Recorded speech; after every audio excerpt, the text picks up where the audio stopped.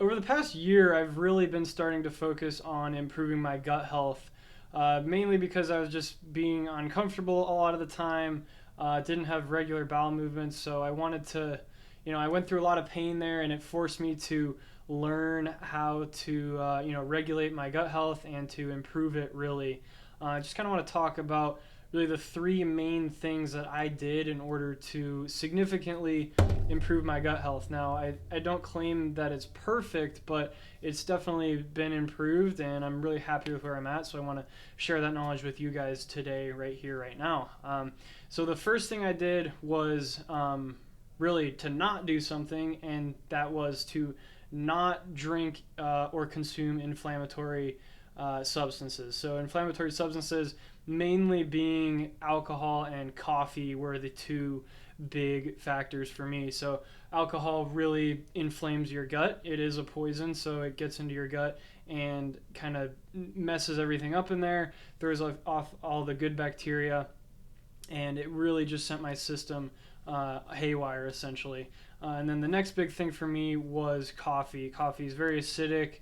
It's burnt seed water, so it was just not a good thing for my gut. And once again, guys, this is not going to apply to everyone.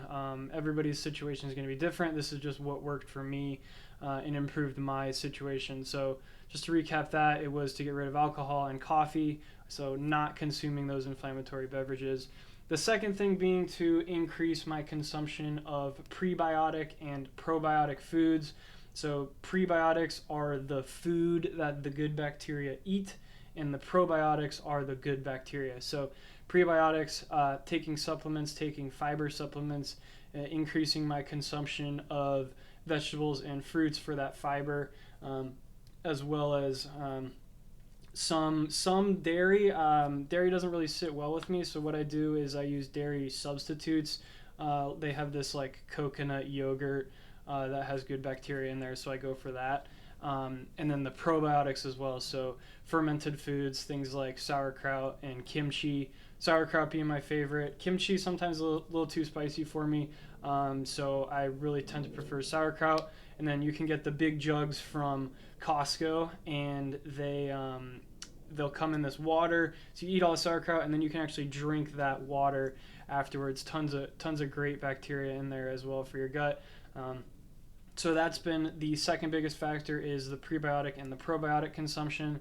And then the third biggest factor has been switching away from processed foods to whole foods. So not like the grocery store whole foods, but things that are single ingredients. So ground beef, eggs, onions, sauerkraut, just anything that is one ingredient and there's no extra additives or anything like that.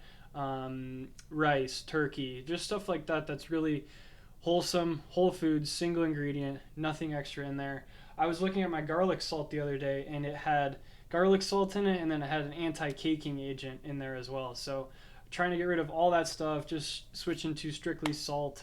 And I think the key here is to kind of find things that you like to eat, and that also don't break the bank, and you can get into a rhythm with, because you can go crazy with this stuff. Like you could go only eat organic, grass-fed, grass-finished, 93.7 ground beef. But you got to ask yourself, is that sustainable? What can I do that's sustainable in the long run? So over the course of this past year, I've really found a system that's worked well for me, that I've been able to be sustainable with. I can kind of meal prep it, so I cut my cooking time down, and it's those whole foods, lots of probiotics, lots of prebiotics, mixing in smoothies in there, and then as well as the not doing stuff. So staying away from the stuff that we all know is bad, and then finding out the irritants to you, like if it's energy drinks or if it's sugary beverages, just kind of understanding your body and paying attention to, what goes wrong when you consume certain foods, because there is a lot of poison in our food system today. So it's really important that you